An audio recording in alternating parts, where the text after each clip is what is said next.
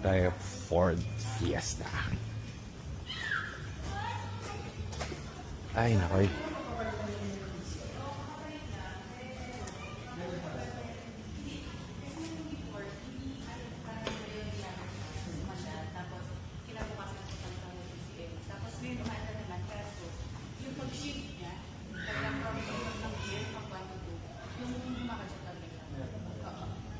Pero may check-in dito.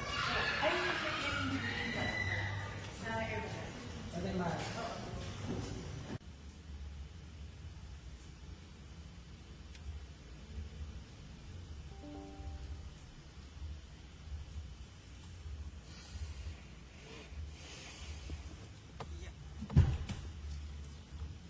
Baka mag-scan.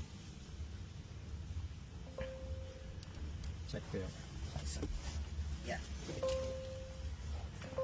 Pero ngayon ba, hindi na siya ginagamit? Ginagamit ko pa rin. Ginagamit ko pa rin. Pero ngayon, parang pinaano ko yung first ko. Ngayon tayong Ford Fiesta na 2014, naging Corsa natin. Ngayon, ga-upgrade na si ma'am ng kotse. So, check natin to. May issue siya, so sinabi naman sa amin. So, ngayon, check natin kung ano yung issue niya. Disregard naman yung issue dahil pagdating sa shop, alam niyo naman, you know the drill. Palit tayo ng buong trend nito. Anyhow pa, kahit may issue o wala. Yun na mangyayari sa kanya.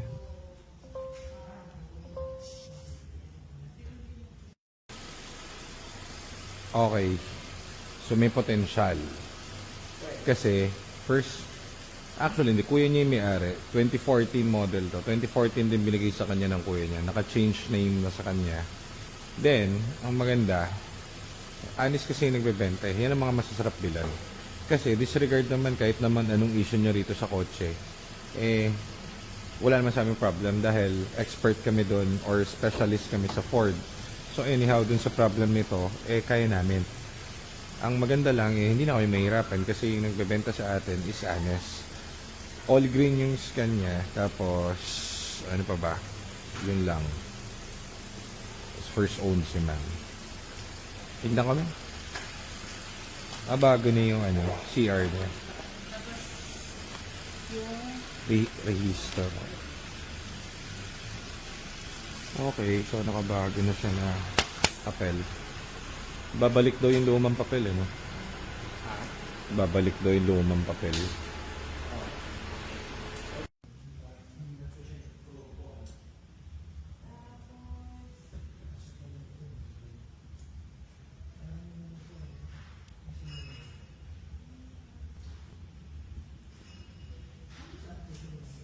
ABS, pasok. PCM, pasok. Puro pasok naman. So, all okay. Okay naman yung sa scan niya. Wala naka-X. RFA niya dati. Puro battery supply lang. So, yun o. Puro battery supply. Battery supply ulit. Battery supply ulit. Puro battery supply. So, nalaw ba ito dati? Ito mga to is all okay. So, ubra. Pwede. Maganda. Importante is clean ng papers. Intact lahat. Walang bangga. Hindi na baha. So, very good tayo dyan. So, magandang mga senyales. Check na natin yung papers. At least ito puro lobat lang. Okay.